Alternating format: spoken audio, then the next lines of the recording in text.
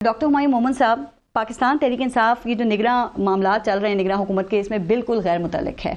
ये वही राजा रियाज साहब थे जो पाकिस्तान तहरीक इंसाफ के टिकट पे मुंतखब हुए थे। कुछ अफसोस होता है, कुछ एहसास होता है कि असेंबली नहीं छोड़नी चाहिए थी। चेयरमैन पीटीआई खुद अपोजिशन लीडर बन जाते, शाह महमूद कुरैशी साहब को बना देते, तो आप लोगों की मर्जी के बगैर कोई निगरान वजीर आजम बना सकता था सर?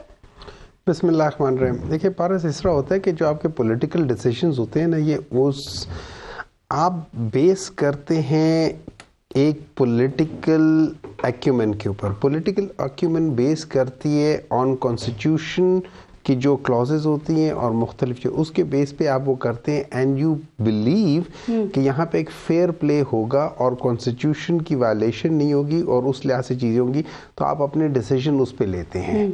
अगर आप लोग कॉन्स्टिट्यूशन से हटना शुरू हो जाए और अगर जो कहते हैं ना रूल्स ऑफ द गेम, अफसोस नहीं, we believe at the time when we took the decision, जब हमने डिसीजन लिया था उस वक्त वो सही डिसीजन था। अगर उस वक्त जो कॉन्स्टिट्यूशंस की वायलेशन ना होती, अगर प्रॉपर तरीके से आर्टिकल 224(2) जिसकी बेसिस पे आज ये सारी हुकूमतें बेस कर रही हैं कि इलेक्शंस हो, अगर ये मार्च में हो जाते, अपने टाइम से हो जाते, तो ये सारे प्रॉब्लम्स कभी ना होते। ये सारे प्रॉब्लम सुन लेना, ये सारे प्रॉब्लम सिर्फ एक वजह से हुए कि आइन की वायलेशन हुई है। और आज सुप्रीम कोर्ट ने जो डिसीजन लिया हुआ है वो तो बाद में लेंगे, लेकिन मैं बता देता हूँ उसके बाद एक सवाल बहुत बड़ा उठता है। सवाल ये उठता है कि जिन लोगों ने, मैं उसकी बात कर रहा हूँ, सुप्रीम कोर्ट ने जो कहा है कि 14 मई के जो इलेक्शंस वाले थे वो होल्ड किया है, तो मैं वहां पे एक सवाल उठाता हूँ, क्या उसमें जिन लोगों ने भी उसके खिलाफ वो किया था, क्या उनके ऊपर आर्टिकल 6 लगेगा कि नहीं लगेगा?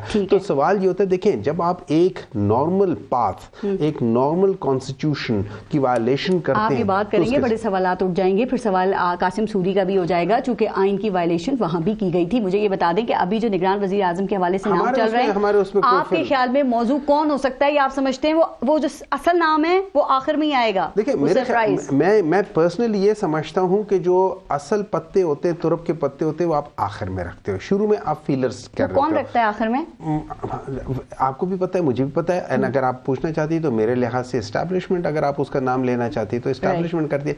लेकिन देखिए, बात ही बताता हूँ, जितना मैंने सुना है, देखिए जितना मैंने सुना है वो ये है कि गिलानी साहब, जो जिनका नाम है, जो यूसुफ रजा गिलानी, नहीं वो क्या नाम है, जिलानी साहब, तसद्दुक जिलानी साहब, हाँ, उनका he is the hot favourite, और उन्होंने अपनी जॉब से भी रिजाइन दिया हुआ है और उनकी स्पीच भी तैयार है, और ऑन टॉप ऑफ दैट उनको ये भी कहा गया है कि 5 साल की इकोनॉमिक पॉलिसी भी तैयार रखें। अच्छा, तो दैट मींस के there is something which is going on. अच्छा, वो लिस्ट में हफीज शेख का भी नाम है, वो आपके दौर में वजीर खजाना थे, अगर वो बन गए तो आप लोग, मैं ये समझता हूँ, देखिए मैं एक और बात समझता हूँ, ये जो फाइनेंस के लोगों की बात करें, अच्छा, मैं पर्सनली मैं ये समझता हूँ कि फाइनेंस के लोगों को नहीं बनाना चाहिए मैनेजमेंट में। Finance people are usually not good in management. और नंबर 2, इवन फाइनेंस मिनिस्टर के लिए आपको एक अच्छा मैनेजर चाहिए। आपको फाइनेंस का बंदा इसलिए नहीं होता,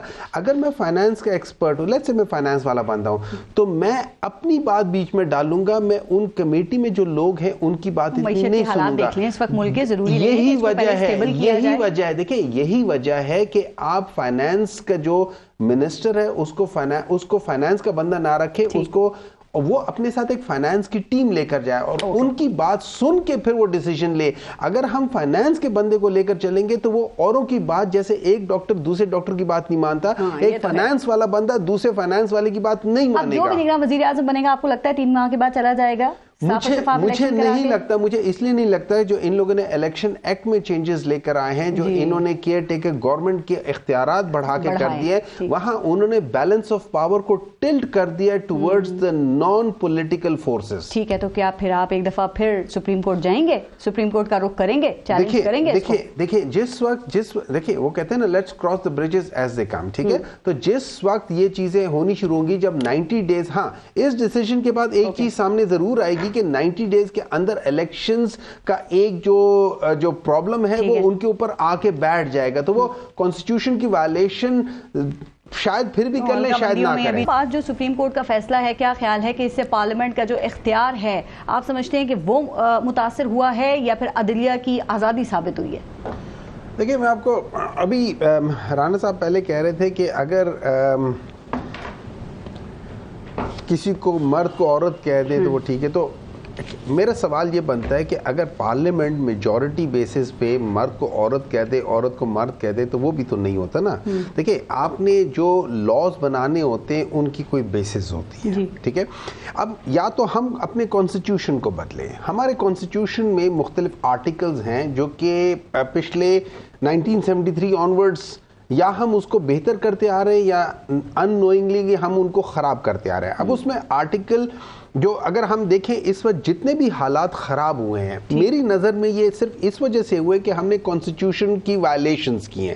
کانسٹیٹیوشن کی وائلیشنز کس لحاظ سے کی ہیں؟ کانسٹیٹیوشن آرٹیکل 220 میں کہتا ہے کہ اگر 224(2)(a) میں کہتا ہے کہ اگر کوئی اسمبلی چاہے وہ پروونشل چاہے نیشنل ہو، اگر وہ وقت سے پہلے ڈیزالو ہو جاتی ہے تو پھر اس کا 90 ڈیز کے اندر الیکشن ہونا چاہیے. ٹھیک ہے.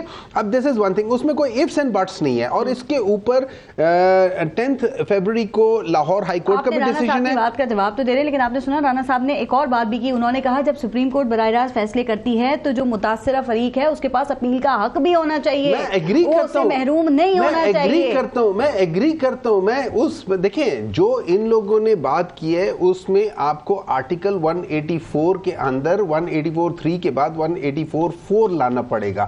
اس کے لیے آپ کے کانسٹیٹیوشنل چینجز لانی پڑیں گی. آپ اس کو ایک سمپل ایکٹ کے ساتھ نہیں چینج کر سکتے.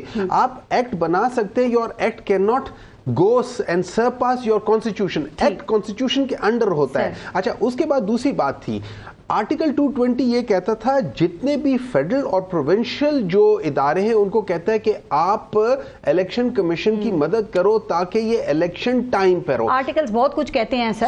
سن لیں ہمارا مسئلہ کیا ہے؟ ہمارا مسئلہ یہ ہے کہ ہم لوگ کانسٹیٹیوشن کی وائلیشن کرتے اور ہم کرتے رہتے ہیں اور ہم نے ایک اپنا وتیرہ بنایا ہوا ہے. اور نمبر 2 پاکستان کا ایک یونیک پرابلم ہے. ہم باقی ملکوں کے ساتھ جب ہم کمپیئر کرتے ہیں نا، ہمارا ایک بیسک مسئلہ ہے. ہمارا بیسک مسئلہ یہ ہے کہ ہم سارے انکلوڈنگ جو اسمبلیز ہیں، ٹھیک ہے، جو سپیریئر اسمبلیز ہیں، میں نیشنل اسمبلی اور سینٹ کی بات کر رہا ہوں، ہم لوگ and plus all the institutions we violate constitution at our will and that is why یہ جو ہم نگران حکومت کی بات ہے بیکاز ہم لوگ سارے بیسیکلی نیتاً خراب ہیں. ہم لوگوں کی نیت یہ ہوتی ہے، ہم لوگوں کی نیت یہ ہوتی ہے کہ ہم اپنا بندہ لے آئیں، ہم اپنے وہ لے آئیں. آپ ٹھیک کہہ رہے ہیں، یہ سب سوچتے ہیں کوئی کسی ایک پارٹی کی بات نہیں ہے. مجھے یہ بتائیں کہ آج جو سپریم کورٹ کا فیصلہ آیا ہے یہ اسمبلی کے ایک دن ان کو تحلیل ہوا ہے، اس کے بعد ہی کیوں آیا؟ یہ 53 ڈیز اسمبلی کے تحلیل ہونے کا انتظار کیوں کیا گیا؟ آپ کے خیال میں کیا کوئی خدشہ تھا کہ یہ اسمبلی فوراً سے قانون جو ہے بنا لے گی دوسرا؟ یہ ڈیسیژن جون میں ہو گیا تھا، اس کو ابھی ان لوگوں نے وہ کیا ہے ایک دن کے بعد اسمبلی تحلیل ہونے کے بعد ان کی حکومت کی مدت ختم ہونے کے بعد سنا دیا فیصلہ. اب یہ ان کا اختیار ہے، یا تو ہم اختیار چینج کر دیں یا تو ہم دیکھیں یا تو ہم کانسٹیٹیوشن بدل دیں کہ آپ لوگوں نے ٹائمنگ بڑی امپورٹنٹ ہے نا کسی بھی لحاظ سے. دیکھیں میرے لحاظ سے اگر آپ مجھ سے پوچھتے ہیں نا وداؤٹ بینگ بائس ٹورڈز اینی پولیٹیکل پارٹی، ٹھیک ہے، میں آپ کو بتاتا ہوں یہ لا آنا چاہیے تھا لیکن اس لا کو تھرو پراپر طریقے سے آنا چاہیے تھا. میاں صاحب کی نااہلی پہ تو اس کا کوئی اثر نہیں پڑے گا نا. دیکھیں مجھے اس سے کوئی فرق نہیں پڑتا. میرے لحاظ سے جو بھی آپ لا بنا رہے ہیں that should not be person اور ٹائم اسپیسیفک. دیکھیں آپ کے لاز جو بنا رہے ہیں آپ آگے وقتوں کے لیے بنا رہے ہیں. اگر میں آپ کو سامنے رکھ کے آج لا بناؤں گا، آپ کی ذات کے بعد یہ لا خراب ہو جائے گا.